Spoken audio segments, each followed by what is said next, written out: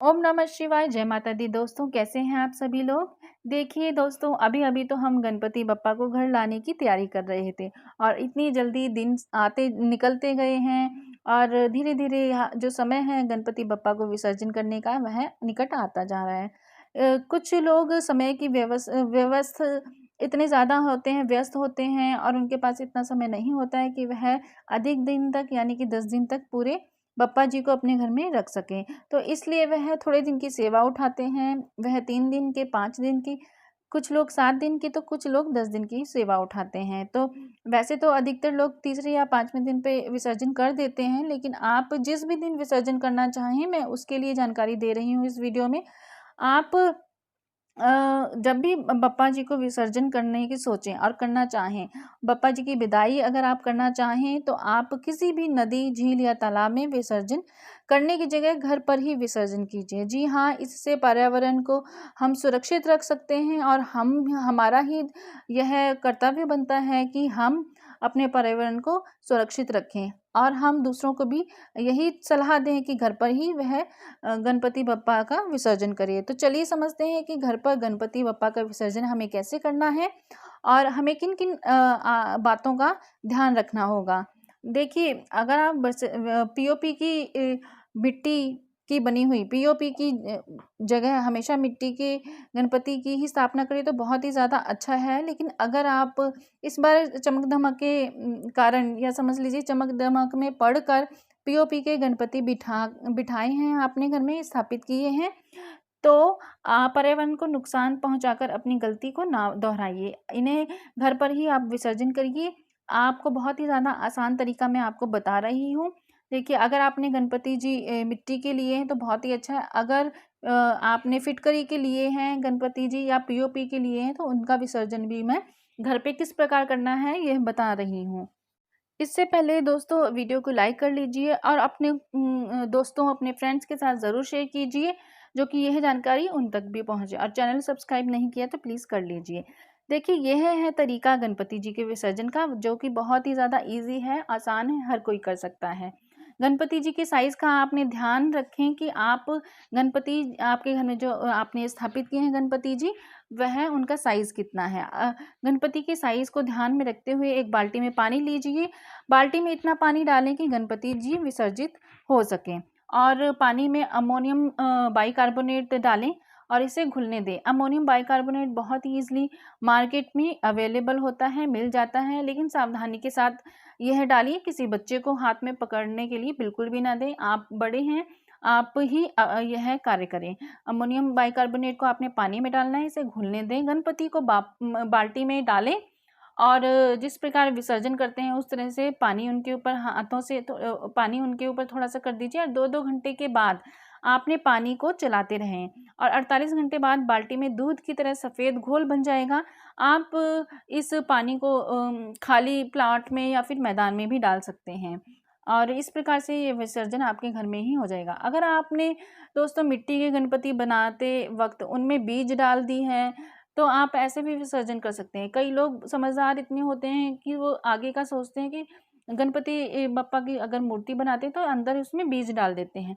तो गणपति के साइज़ का आपने क्या करना है, ध्यान में रखते हुए गणपति जी के साइज़ का ध्यान में रखते हुए आपने एक गमला लें, उसमें साफ पानी भरें और गणपति जी को विसर्जित करें। गणपति जैसे ही डिज़ॉल्व होंगे, वैसे ही पानी में बीज दिखने लगेगा। इस बीज को गमले में ही रहने दें आप और थोड़ी एक्स्ट्रा मिट्टी जो होती है वह आप डाल दें और समय-समय पर उस गमले में आप पानी डालते रहें। देखिए, कुछ ही दिनों में आप देखेंगे कि एक खूबसूरत सा पौधा जो है आपके घर में आ जाएगा, बन जाएगा और एक तरीके से देखा जाए वह गणपति का ही स्वरूप माना जाएगा। आजकल कुछ जगहों पर फिटकरी वाले गणपति भी बनाए जाते हैं जो पर्यावरण के लिए सही हैं। लेकिन ये नया तरीका भी है और फिटकरी सल्फेट पानी में आसानी से ही घुल जाता है दोस्तों और वाटर प्यूरीफायर का भी काम करता है ये। तो ऐसे में अगर आप फिटकरी के गणपति जी लेकर आए हैं तो उनको कैसे विसर्जन करना है, चलिए बात करते हैं। गणपति जी की पूजा करने के बाद आप टब और गमले और बाल्टी में साफ पानी भरें और गणपति को क्या करना है, आपने गणपति को इसमें विसर्जन करें। इसमें पानी में डिज़ोल्व होने दें। आप विसर्जन जैसे ही करते हैं उसको पानी में छोड़ दीजिए, डिज़ोल्व होने दीजिए। और डिज़ोल्व होने के बाद पानी का आप इस्तेमाल कर सकते हैं, अपने हिसाब से करें। आप गमले में डाल दीजिए या कोई क्यारी है आपके यहाँ उसमें भी डाल सकते हैं। देखिए आपको ये है इस वीडियो में कुछ ऐसी जानकारी भी देना चाहती हूँ जो बहुत ही ज़्यादा ज़रूरी है। जब भी हम गणपति जी के विसर्जन से जो कि बहुत ही ज़्यादा ज़रूरी है, और गणपति जी के जो विसर्जन है उससे पहले की वक़्त और विसर्जन करते समय और बाद की कुछ बातों को आपने अपने मन में रखना है, ख़्याल में रखना है। देखिए विसर्जन जब आप करेंगे तो आपने विसर्जन से पहले गणपति जी की पूजा करते वक़्त उनकी पसंदीदा चीज़ों को अर्पित करना है। जी हाँ, पसंदीदा चीज़ें जो गणपति जी को बहुत पसंद हैं वह आपने अर्पित ज़रूर करनी है।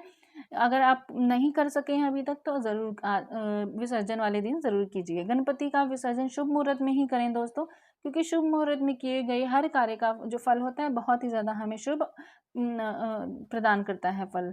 और जब गणपति जी को आप विसर्जन के लिए ले जाएँ तब उस सारी चीज़ों को पोटली में बाँध दें और गणपति जी के साथ ही विसर्जन उन चीज़ों को कर सकते हैं। आप घर में कर रहे हैं तो आप उन चीज़ों को, जैसे फूल हो गए और धूप दीप हो गए, आपने जो किए वे आप गमले में डाल सकते हैं, क्यारी में भी डाल सकते हैं, या उसी गमले में आप जिसमें डिज़ोल्व कर रहे हैं गणपति जी की मूर्ति को उसमें ही आप पोटली बांधकर डाल दें और उनके साथ ही विसर्जित कर दीजिए उस गमले में। गणपति जी की जितने दिन भी आपने पूजा की है उतने दिन में जो भी भूल चूक हुई है उसके लिए गणपति बप्पा से आपको क्षमा ज़रूर मांगनी चाहिए। और गणपति जी की मूर्ति हो या प्रतिमा हो उन्हें पानी में धीरे-धीरे ही विसर्जन करें, क्योंकि हमने बहुत ही भक्ति भाव से गणपति जी की सेवा की होती है, तो हमारी भावनाएँ जो होती हैं उस समय भी बनी रहनी चाहिए। एकदम से बिल्कुल भी ना छोड़ें मूर्ति को और एकदम से पटके भी नहीं। आराम से धीरे-धीरे से विसर्जन करना चाहिए हमें गणेश जी की मूर्ति को। और विसर्जन के वक़्त आप श्री गणेश जी के मंत्रों का जाप भी कर सकते हैं, ये बहुत ही ज़्यादा शुभ होता है दोस्तों। और घर में विसर्जन के बाद वाला जो पानी होता है उसे इधर-उधर ना फेंकें या उसे किसी के पैर में ना पड़ने दें। इस बात का आप दोस्तों ज़रूर ख़्याल रखिए, बहुत ज़रूरी बातें हैं ये।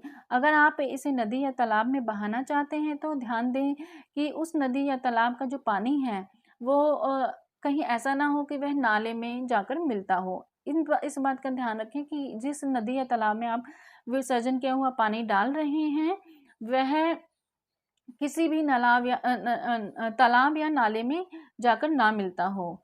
और ये छोटी-सी जानकारी है दोस्तों, बहुत ज़रूरी है। और अपने पर्यावरण को हम ही बचा सकते हैं, हम ही हैं जो अपने पर्यावरण पर ध्यान देंगे तभी हमारा जो भविष्य है, हमारे बच्चों का भविष्य है वह सुनहरा रहेगा और अच्छा उनको पर्यावरण मिलेगा। तो वीडियो को लाइक कीजिए, शेयर कीजिए दोस्तों, और अपने दोस्तों के साथ भी शेयर कीजिए अच्छे से। और चैनल को सब्सक्राइब नहीं किया तो प्लीज़ सब्सक्राइब कीजिए। ओम नमः शिवाय, जय माता दी, ओम गणेशाय नमः।